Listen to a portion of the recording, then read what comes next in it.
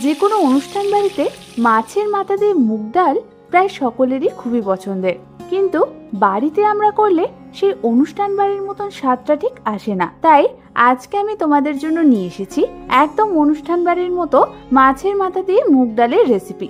তাহলে চলো এটা বানাতে আমাদের কি কি লাগছে সেটা দেখে নিই।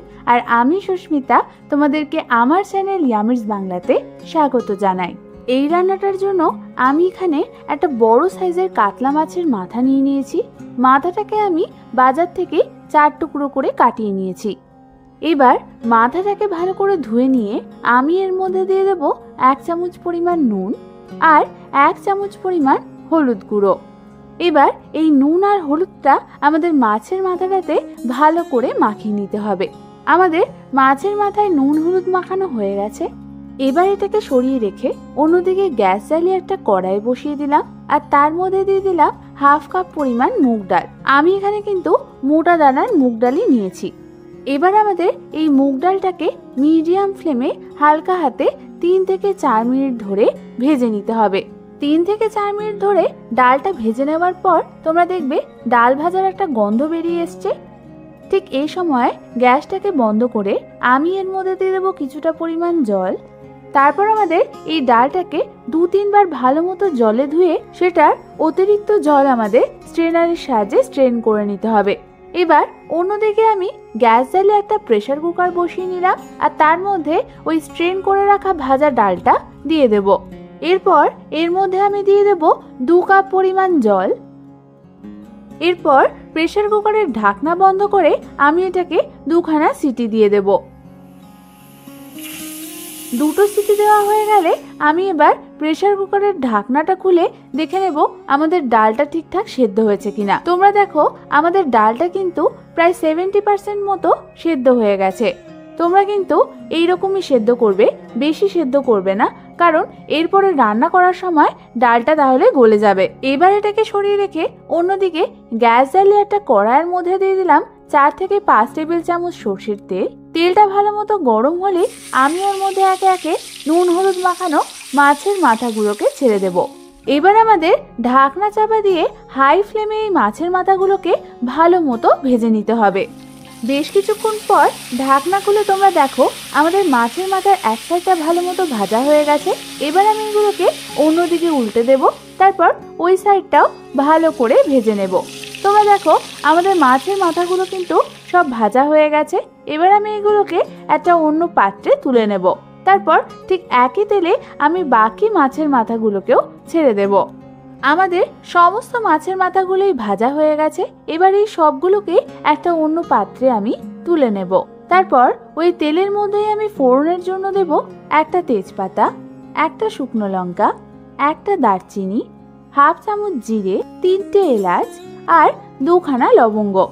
ফোড়নটাকে হালকা হাতে একটু নাড়াচাড়া করে নিয়ে আমি ওর মধ্যে দিয়ে দেব কেটে রাখা একখানা মিডিয়াম সাইজের কুচনো পেঁয়াজ।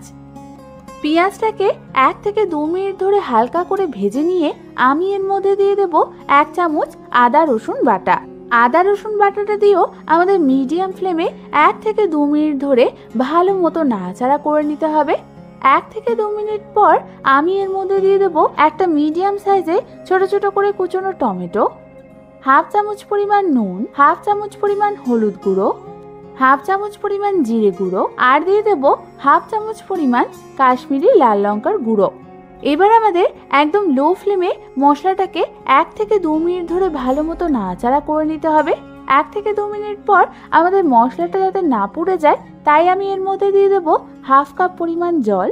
তারপর আরও একবার ভালো মতো নাড়াচাড়া করে নিয়ে আমি এটাকে লো ফ্লেমে ঢাকনা চাপা দিয়ে রেখে দেব যতক্ষণ না আমাদের মশলাটা কষে আসছে আর এর থেকে তেল ছেড়ে দিচ্ছে। প্রায় 4 থেকে 5 মিনিট পর ঢাকনা খুলে তোমরা দেখো আমাদের মশলা থেকে কি সুন্দর তেল ছেড়ে দিয়েছে আর আমাদের টমেটোগুলোও কিন্তু নরম হয়ে গেছে।